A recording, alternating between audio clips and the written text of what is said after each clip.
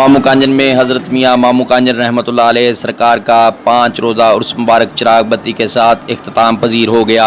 नुमाइंदा news home Kashif नवाज़ की report के मुताबिक हज़रत मियाँ मामू कांजन सरकार रहमतुल्लाह अलैह का 5 रोज़ा उर्स मुबारक इख्तिताम पजीर हो गया।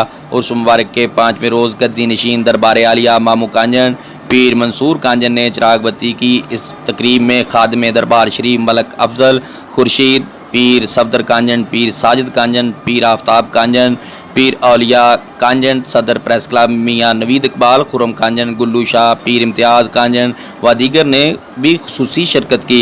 इख्तितामी तकरीब के मौका पर कव्वाली, नात ख़्वानी और ख़त्म पाक पढ़ा गया।